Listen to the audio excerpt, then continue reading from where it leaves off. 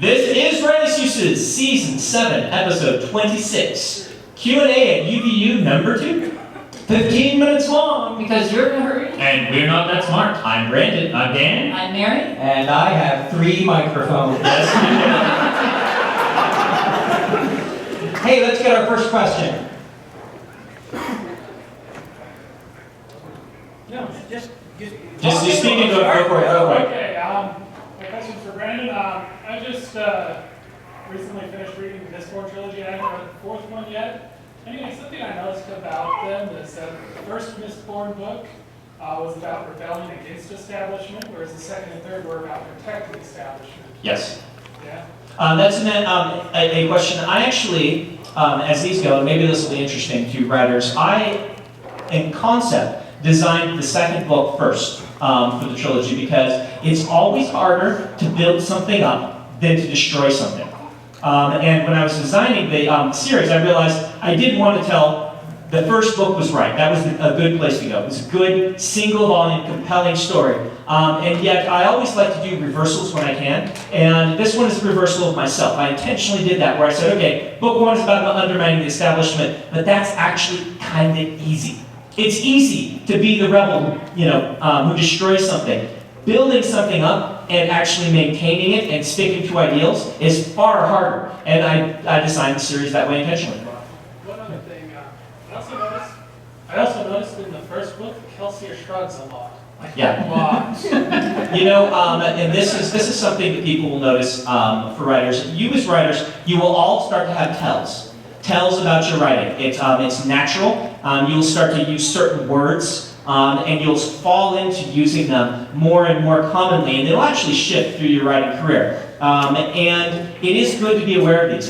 Have you guys noticed tells of your own? Yeah, I particularly found one when I started having to replace words in Glamour and Glass. When I was looking for period words, I had people blinking. Just like, apparently they all had stuff in their eyes. Right. I use that one a little bit too much myself. Yeah. Yeah, mine was nodding, and I had a copy editor finally say, "Listen, Dan, your people nod so much, I think that they have tardive dyskinesia." So in Hollow City, which comes out in July, I gave a character tardive dyskinesia. Here's a quick gimmick for you guys that I've started using. Is you keep a list of these, and I always lose my list, so don't do that. But you keep a list of your tells, and then you can actually do set up a thing in Microsoft Word where you just actually search for and highlight those words. And then when you're doing your revision, you just do it during one of your revision drafts you're reading through, you can see how often you use these certain words. Highlight each of them in a different color, and you look at a page and there's 4 of them, you're like, okay, I need to cut those. And you can kind of ration yourself on certain of your tells. How do you know when to stop or expand in a chapter, the subjects? Ooh, tough question. Nice, very neat. And we all back away from it. No, okay. When I started writing the serial killer books, is when I first started writing full time, because I was unemployed. It's not because I was able to quit; it's because I got fired. But I worked for 8 hours a day, and I would get up every morning and say, okay, here's what I'm going to write today. And I would write it, and that would be my chapter. And what you can go back through Serial Killer and look at this, all the chapters are exactly the same length, because that's how much I could write in 8 hours. And it ended up being very stilted and awkward because I was writing to a time frame rather than to what the story required. What I've done since then is given myself scenes, and so I will write a scene, and then it will be done, and I'm making those the chapters, for the most part. I'll combine some occasionally if they're very short and ridiculous. But just going for a scene, then the chapters are all different sizes. That doesn't directly answer your question, but it answers half of it. I have a variety of different types of scenes that I use, and I don't think in chapters, I think in scenes. That's a better way to approach it. Some people make each scene a chapter. Sometimes you'll have chapters that are 2 or 3 scenes. But it's kind of what Mary said during our last Q&A, the beginning, middle, and end. And I actually really more think about this than the paragraphs, is having a beginning and middle and end for a scene. That doesn't mean each scene should follow the same archetype. Sometimes your beginning, middle, and end is you want to cut at the really dramatic moment, and that's your end. It's the hook scene. Sometimes your scene is actually, we introduce a conflict, early in the scene. We struggle with it, we deal with it, something goes wrong, we eventually figure out that little conflict, that conversation between people, you work it out, and then you exit the scene. Or sometimes it is, you begin, you struggle with this, and you don't solve it.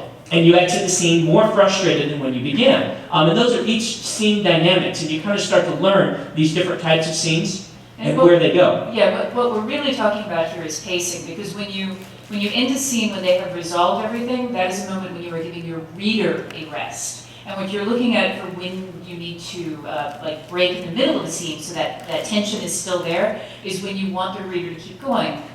But there are times when you need to give the reader a rest, and that pacing that you're looking at has more to do with the reader experience than the experience of the characters. I'm a fan of the scene sequel format, in which a scene, using that terminology, a scene is where something happens. It's very active, and characters are doing things. And the sequel is where people are reacting to what has happened. Talking about it.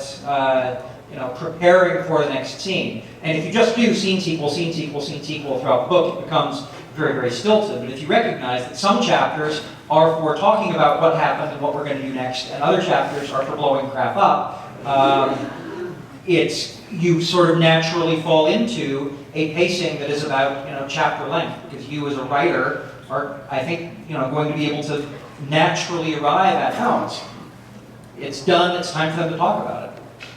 Okay. I was just wondering how you make your prose more transparent and still have them convey everything you want to say without using very many words. I drop it into a different layer in Photoshop and notch it back to about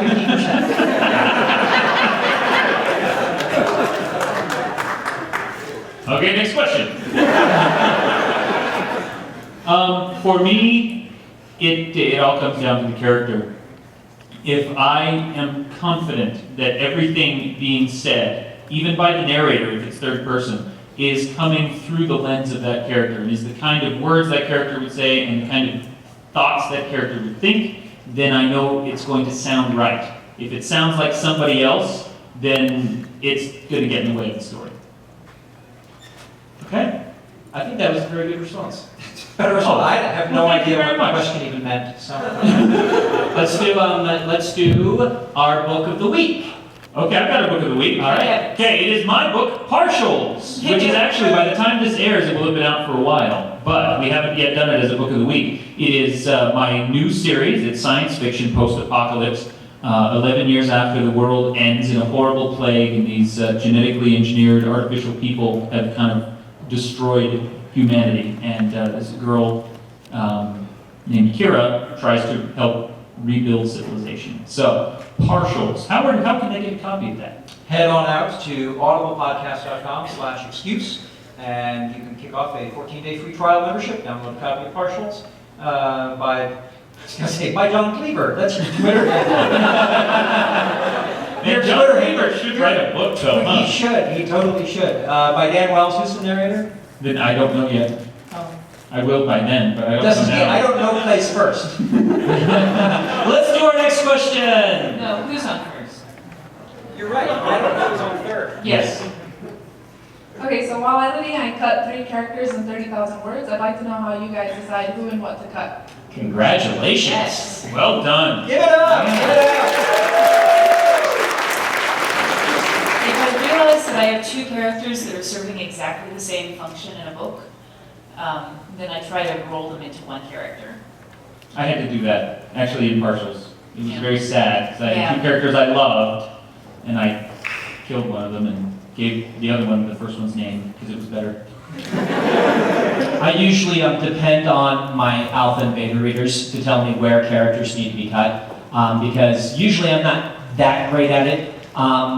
That's not necessarily true. I'm good at figuring it out first quarter, if a character's going wrong and cutting them out. But by the time the book is done, I'm going to need reader response to kind of fish for how people are feeling about certain characters, and certain characters are weak to them, and things like that. And that's what I'll use as my guide for whether I should cut them out. Howard, you can't do it. luxury. We already, yeah. That's when I discovered that I need to cut a character out of the story. There is a Using death. scissors. Yes, rather immediate death.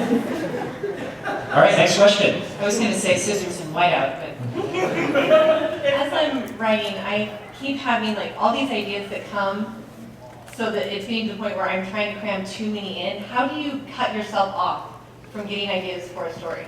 Okay, this is what I do. Because as a writer, you're always coming up with ideas. There's always more than you can use. So I keep either a notebook, I used to have a notebook, now I have a Word file, that is my idea drawer.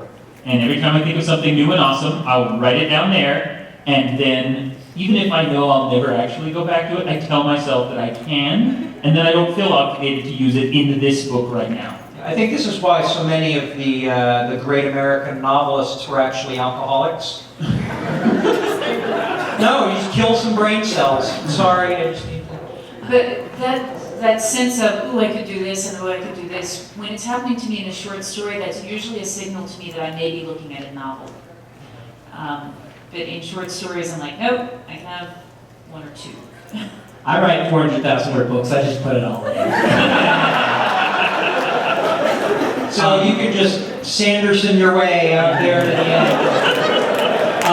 A more useful answer perhaps is, it's actually good you're having this problem, because I've noticed that with new writers, they tend to err on not having enough ideas, but there are some who just have too many. They kind of kitchen sink writers, and in that case, most of the time I've noticed with new writers is because they haven't really decided what their story should be yet.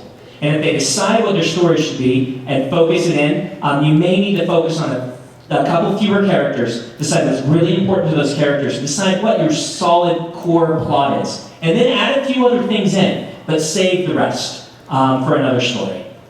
The other thing to keep in mind, if you're this often happens with discovery writers. You're discovery writing your way through the story, and you found something that's cooler than what you started with. On your editorial pass, you may end up pruning the early ideas and keeping the later ones, because the later ones, especially when you're writing endings, the last idea you had for an ending is probably better than the first one you had. All right, next question. All right. My husband and I are collaborating, and the form we collaborate in usually means that he writes a plot, he writes some of the story, I come in on a revision run and fix what he's written, and then add in the parts that I'm expected to add in. What I struggle with is how to make my revisions or my additions in his voice. Okay? And so I hesitate sometimes in changing what he has, even if I don't agree with it, because I'm worried that, I'm messing with it. The dirty secret is that most of the time, you can tell, but readers can't. My brother can tell, okay, but he knows. But yeah, he knows. One thing that I do, and Dan actually taught me this trick. Awesome. He's now completely baffled about what it might be. It involves a bandsaw. Is that I now I read through what I had previously written before I start writing, because that reminds me of what voices. One thing that you could try doing would be not just to reread, but to actually rekey what he has written. I do read it out loud. I do read it out loud, which has helped.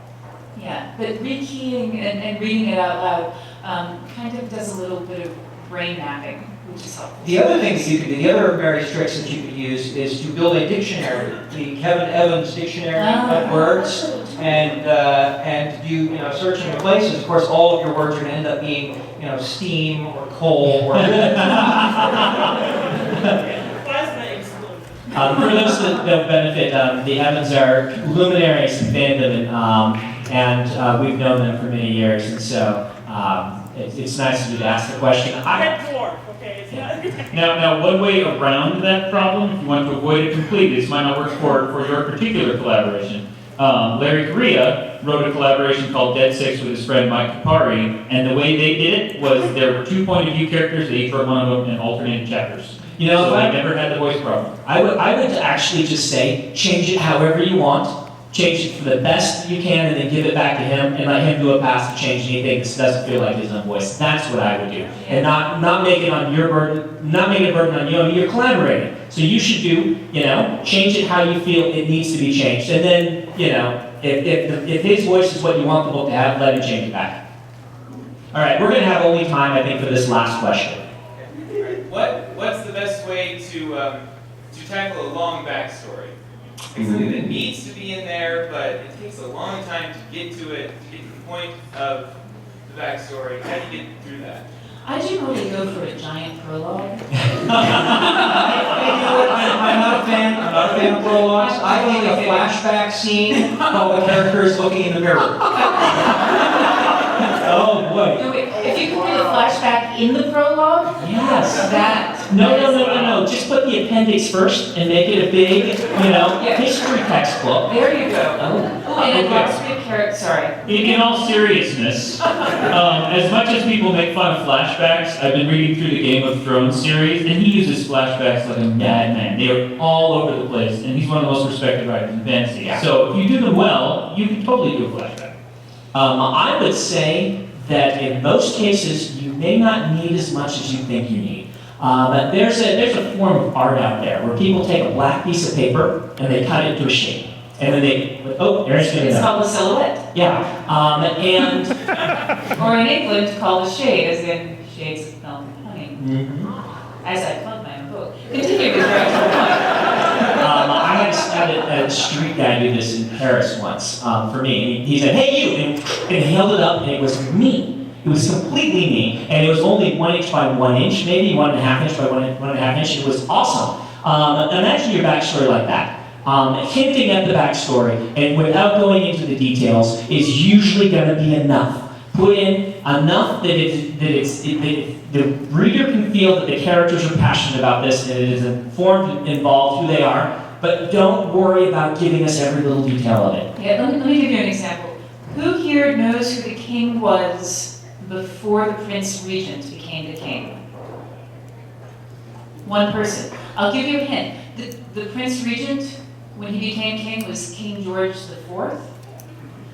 So before him was King George III. Anyway, my point being, I'm writing these historical things. I don't have to tell anyone any of this.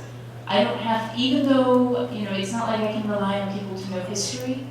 You just drop the things that are actually plot related. And in my novel, it does not matter who was the king prior to this. Yeah. And if it's really important to the character, you put it in, but cut a lot of the other stuff. I think that the character's voice, when you're in that character's point of view, let that backstory flow through you and color every reaction that the character has to the world around them. And then for us, the reader, this will be an adventure of discovery as we get to know this person through their eyes instead of reading their CV, on their Facebook page. Yeah. Do you know what your mother had for breakfast before she went to the hospital to have you?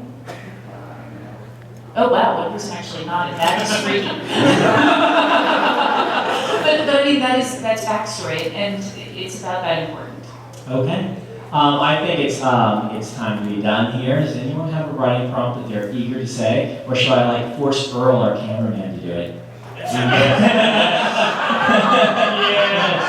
We have Earl Cahill, who is my former roommate and good friend, is filming us. And Earl, do you have any writing prompts that you could force people to do? The writing prompt, let's see. You'll have to go to the mic. Yeah, go up to the mic. So we're going to ask you to step away from your camera and up here to me at my microphone. He's going to throw things at me later. And turn around to face the camera. This is for posterity. Non-writer, Earl Cahill. I do work as a programmer. I'm going to give you a programming prompt.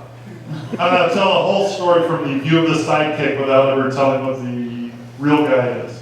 Wow, that's a great one. Great prompt. Earl is very self-effacing, but I know he's got a lot of writing ideas. He's a screenwriter as well. So, all right, that is your writing prompt. You guys are out of excuses. Thanks for listening. Go write.